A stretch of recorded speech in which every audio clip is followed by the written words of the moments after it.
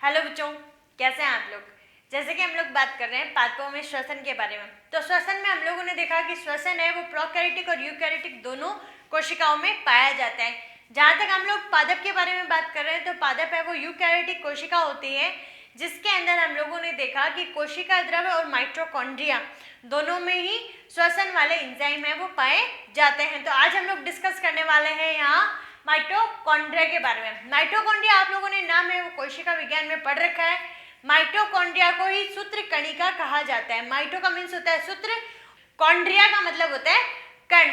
तो जहां तक हम लोग बात करें कि माइटोकॉन्ड्रिया है वो पाए कहाँ जाते हैं, तो माइटोकॉन्ड्रिया पाए जाते हैं उन कोशिकाओं में जिन कोशिकाओं में जो उपापचय दर है वो अधिक पाई जाती है। उपापचय दर का मतलब हो गया कि जिनमें हमारे होने वाली रासायनिक अभिक्रियाएं हैं वो ज़्यादा पाई जाएगी, तो माइटोकॉन्ड्रिया भी वहाँ पे ज़्यादा पाए जाएंगे। यदि हम पादप कोशिका और जंतु कोशिका की बात करें तो जंतु कोशिकाओं में अधिक माइटोकॉन्ड्रिया पाए जाते हैं कंपैरिजन करें हम पादप कोशिका से। तो पादप कोशिका में कम पाए जाते हैं और जंतु कोशिका में वो ज़्यादा पाए जाते हैं। पादप कोशिकाओं में भी विभज्योतिकी जो भाग होता है, विभज्योतिकी का मतलब जो विभाजन कर रहा है, उसमें माइटोकॉन्ड्रिया कम होंगे, लेकिन जो स्थायी कोशिकाएं होगी उसमें माइटोकॉन्ड्रिया है वो अधिक पाए जाएंगे। तो आप लोगों ने माइटोकॉन्ड्रिया की संरचना है वो तो देख रखी होगी। माइटोकॉन्ड्रिया इस तरह से एक तस्तरी नुमा बेलनाकार संरचना होती है, जिसके अंदर हमारे क्या होता है कि दो आपको यहाँ पे परत दिखाई दे रही होगी, दो झिल्लियां यहाँ पे पाई जा रही है। एक झिल्ली है जिसको हम बाहरी झिल्ली कह रहे हैं, बाहरी झिल्ली एकदम सतत है, ठीक है। उसके बाद में आंतरिक झिल्ली इस टाइप से यहाँ पे क्या है, वलित रहेगी। उसके बाद में हम बात करें कि आंतरिक झिल्ली और बाह्य झिल्ली के मध्य पाए जाने वाले अवकाश, बीच में पाए जाने वाला जो स्पेस है उसको अंतर झिल्लीय अवकाशिका कहा जाता है। उसके बाद में हम यहाँ देखते हैं कि इन वलित संरचनाओं के ऊपर जो रैकेट नुमा संरचनाएं बनी हुई है उनको हम बोलते हैं अफ1 कण।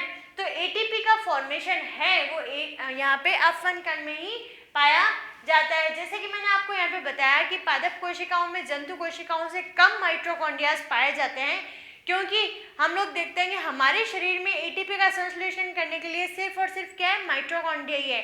लेकिन पादपों में माइटोकॉन्ड्रिया और हरित लवक दोनों संरचनाएं हैं वो एटीपी का संश्लेषण करती है, इसलिए माइटोकॉन्ड्रिया की संख्या है वो जंतु कोशिकाओं से ज़्यादा नहीं होती। तो इसलिए आप लोग ये चीज़ है वो ध्यान में रखिएगा।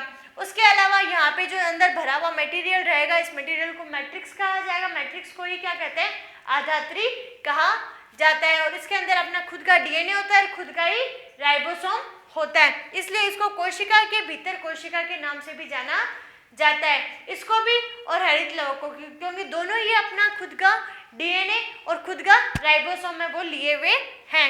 उसके बाद में इसको अर्धस्वायत्त अंग कहा जाता है। हम देखते हैं कि माइटोकॉन्ड्रिया है वो 7 से 10 दिन के लिए जीता है, उसके बाद में ये क्या होगा, खत्म हो जाएगा, नया माइटोकॉन्ड्रिया है वो बन जाएगा। तो नया माइटोकॉन्ड्रिया है वो पुराने माइटोकॉन्ड्रिया से ही बन रहा है, इसलिए इसको क्या कहते हैं, अर्धस्वायत्त कोशिकांग या अंग के नाम से जाना जाता है। ये अपनी प्रोटीन का संश्लेषण है वो स्वयं ही कर लेता है। हम लोग देख ही रहे हैं इसमें क्या पाया जा रहा है, 70S राइबोसोम में वो प्रेजेंट है, जो खुद की प्रोटीन है वो खुद ही बना लेगा, खुद का डीएनए है उसकी प्रतिकृति भी खुद ही बना लेगा, अपने सारे काम है वो खुद ही कर लेगा, उसके बदले हमारे लिए एटीपी का फॉर्मेशन भी करेगा। तो इस टाइप से आपको ये माइटोकॉन्ड्रिया की स्ट्रक्चर है वो समझ में आ गई होगी। अब हम लोग थ्योरी की बात कर लेते हैं। माइटोकॉन्ड्रिया को कोशिकीय श्वसन का स्थल भी कहा जाता है, कि कोशिका के अंदर जो श्वसन हो रहा है उसका स्थल है वो कौन सा है, माइटोकॉन्ड्रिया है। तो यहाँ पे देखिए इसको कहा जा रहा है power house of the cell. ऊर्जा जो हमें मिल रही है, हमें ऊर्जा किससे मिल रही है, माइटोकॉन्ड्रिया से मिल रही है। तो पावर हाउस, हमें पावर कौन दे रहा है, हमें पावर दे रहा है माइटोकॉन्ड्रिया, इसलिए इसको बोल देते हैं power house of the cell. उसके बाद में देखें कि इसको सबसे पहले देखा किसने, इसको सबसे पहले देखा कॉलिकर ने। जो हमारे कीड़े मकोड़े होते हैं, जो कीट होते हैं, उन कीट की पेशियों के अंदर सबसे पहले कॉलिकर ने इसको देखा था। उसके अलावा एल्टमान और फ्लेमिंग के नाम से भी इसकी डिस्कवरी ये बोली जाती है कि एल्टमान और फ्लेमिंग ने इसकी खोज की थी। तो ये सारे डिस्कशन हम लोग सेल बायोलॉजी में पढ़ते हैं, यहाँ पे हम सिर्फ श्वसन के बारे में बात करने वाले हैं। और सी बेंडा ने नाम दिया था इसका, ठीक है।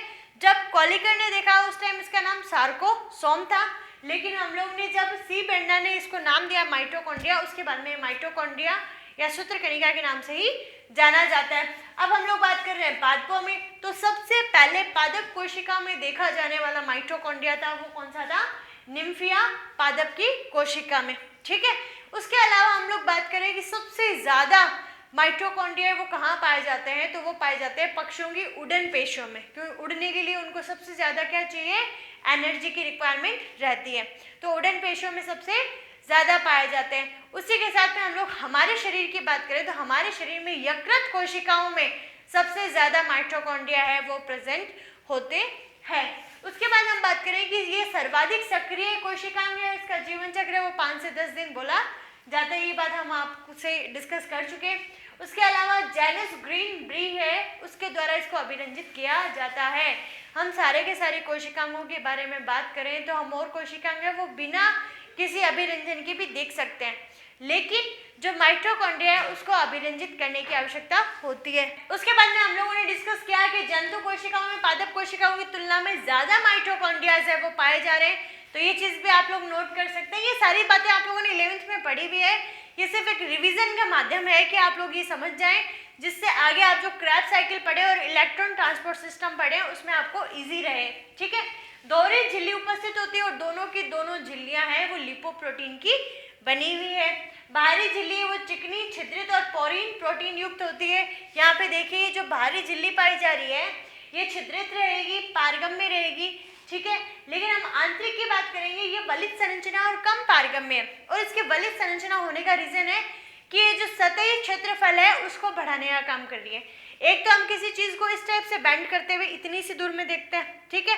स्प्रिंग होती है, स्प्रिंग को हम लोग फोल्डेड इतनी सी स्ट्रक्चर में देखेंगे, वही स्प्रिंग को हमने खींच दिया, सीधा कर दिया, तो उसका एरिया क्या हो जाएगा? बढ़ जाएगा। तो सरफेस एरिया को बढ़ाने के लिए क्या होती है? ये वलित होती है जो आंतरिक झिल्ली पाई जा रही है, ठीक है। फिर अंदर जो मैट्रिक्स वाला पोर्शन हम लोगों ने ऊपर देखा, तो मैट्रिक्स में क्रैब साइकिल के सारे एंजाइम है वो पाए जाते हैं, लेकिन एक एंजाइम है जिसका नाम है सक्सिनिक डिहाइड्रोजनेज। ये क्वेश्चन पूछा जाता है आपसे जनरली, इसलिए मैं आपको यहाँ बता रही हूँ कि सक्सिनिक डिहाइड्रोजनेज जो क्रैब साइकिल का एंजाइम है, क्योंकि क्रैब साइकिल हमारी कहाँ पे होना है? मैट्रिक्स भाग में, ठीक है। तो यहाँ पे ये जो आपको वलित संरचना दिख रही है, इस वलित संरचना जो आंतरिक झिल्ली है, तो सक्सिनिक डिहाइड्रोजनेज कहाँ पाया जाएगा? आंतरिक झिल्ली के अंदर पाया जाएगा, ठीक है। उसके बाद में क्या होगा कि जितने भी NADPH2 बने हुए हैं, ATP बने हुए हैं, तो ATP का डायरेक्ट यूज हो सकता है, लेकिन NADPH2 को ATP में तोड़ने के लिए हम लोग पढ़ते हैं इलेक्ट्रॉन ट्रांसपोर्ट सिस्टम, ठीक है। तो ये हमारे जो इलेक्ट्रॉन ट्रांसपोर्ट सिस्टम हो गया, जो ETS है, इस ETS को पढ़ने के लिए हमें F1 और F0 कण पढ़ने पड़ेंगे, जिसका नाम है ऑक्सीसोम। ये संख्या में कितने पाए जाते हैं और कहाँ पाए जाते हैं? ये आपको ये जो वलित संरचनाएं दिख रही है इनका नाम क्या है? क्रिस्टी, और इन क्रिस्टी के ऊपर क्या पाए जा रहे हैं? F1 कण पाए जा रहे हैं। तो ये F1 कण है, ये कितने पाए जाएंगे? तो 10 की घात 4 से 10 की घात 5 की संख्या में पाए जाएंगे, मतलब बहुत सारे पाए जाएंगे एक ही माइटोकॉन्ड्रिया में। तभी तो हम लोग बहुत ज्यादा एनर्जेटिक फील करते हैं, बहुत सारी एनर्जी है वो हमें कौन प्रोवाइड करवा रहा है? माइटोकॉन्ड्रिया। तो इस टाइप से आप लोग ये डायग्राम है, इस माइटोकॉन्ड्रिया को आपको सिर्फ क्रैब साइकिल और ETS साइकिल के लिए समझना जरूरी था कि क्रैब साइकिल कहाँ होना है? यहाँ मैट्रिक्स भाग में, और जो ETS साइकिल है वो कहाँ होना है? इस F1 कणों में, ठीक है। तो आप लोग ये डायग्राम है वो इस थ्योरी के साथ में आप लिख लीजिए। उसके बाद में हम लोग बात करते हैं ग्लाइकोलाइसिस के बारे में, जो वायवीय और अवायवीय दोनों श्वसन के लिए क्या रहेगा? समान रहेगा, और कहाँ पाया जाएगा? कोशिका द्रव में। सीधे सीधे आपसे क्वेश्चन पूछे जाते हैं क्रैब साइकिल कहाँ पाया जाता है, ग्लाइकोलाइसिस कहाँ पाया जाता है। इसी टाइप से आप मेरे को यहाँ पे आंसर करेंगे कि जो प्रकाशिक अभिक्रिया है वो हरित लवक के कौन से भाग में होती है। तो खुश रहिए, मुस्कुराते रहिए और घर पे सुरक्षित रहिए। Thank you.